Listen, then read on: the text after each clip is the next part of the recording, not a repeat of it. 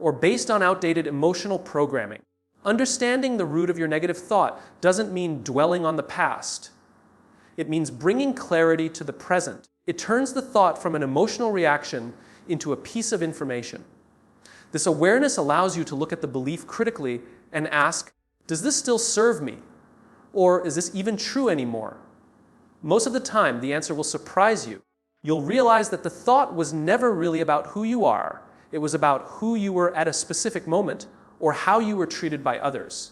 And now, you have the chance to respond differently. Awareness is the gateway to growth, and understanding the why behind your thoughts gives you the strength to rewrite them. Think for a moment about how you speak to someone you truly care about, your best friend, your child, a partner.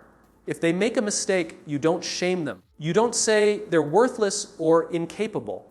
Instead, you offer empathy, encouragement, and understanding.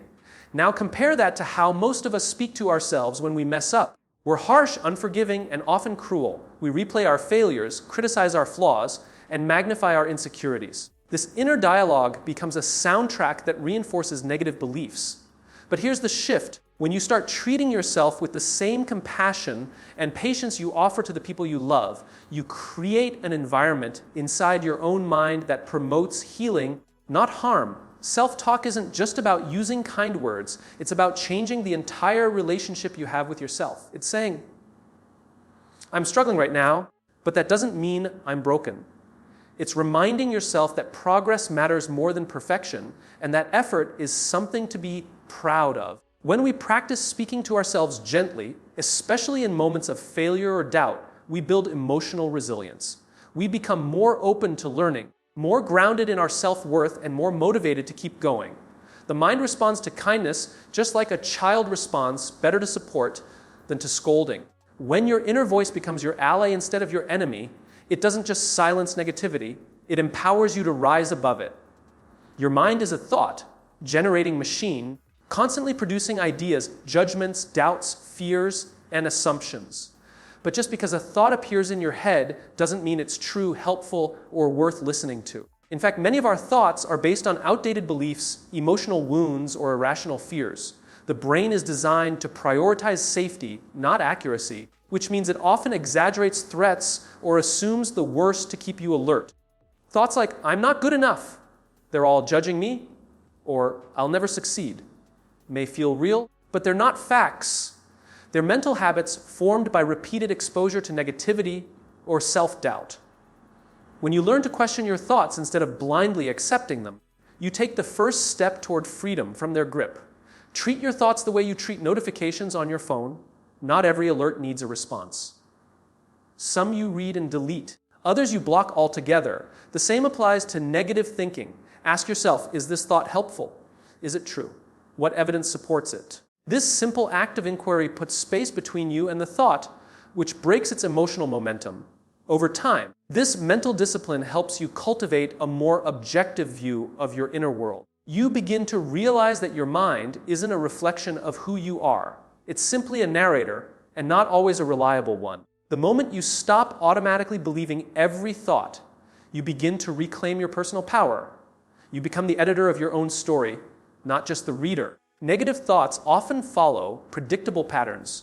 They show up in the same situations at the same times and trigger the same emotional responses. Maybe they sneak in when you're alone, when you're tired, scrolling endlessly on your phone, or comparing yourself to others. The mind, like any system, runs on loops. And the more we repeat those loops, the deeper the groove becomes. But the good news is patterns can be interrupted. You don't have to wait for the negative spiral to finish before doing something about it. You can step in, consciously, by doing something different. Stand up, go outside, call someone, change your posture, move your body. Even a small physical shift sends a signal to the brain that something is changing. And that moment of change weakens the grip of the old thought loop. Interrupting the pattern doesn't require dramatic action. It requires awareness and intention. When you start noticing, this is when the doubt usually creeps in, or this is how my mind reacts after failure. You give yourself the power to intervene.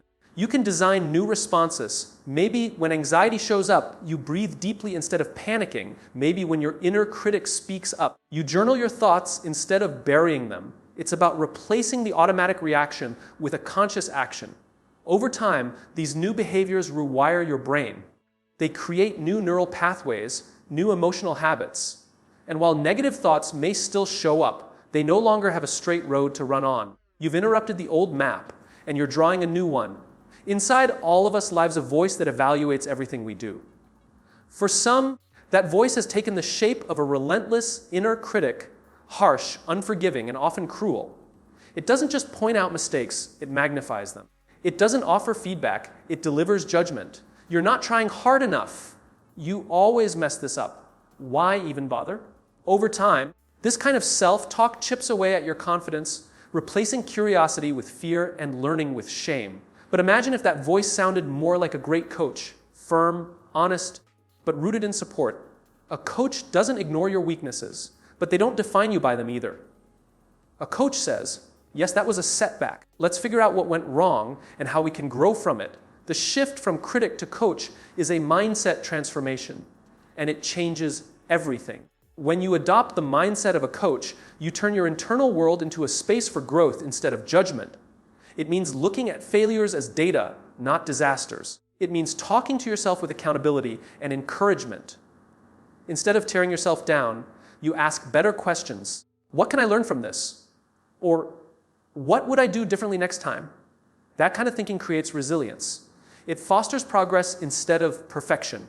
Because let's be honest, no one performs better when they're being yelled at, even if the yelling is coming from within. You become your best self not when you're scared of failure, but when you feel safe enough to try again.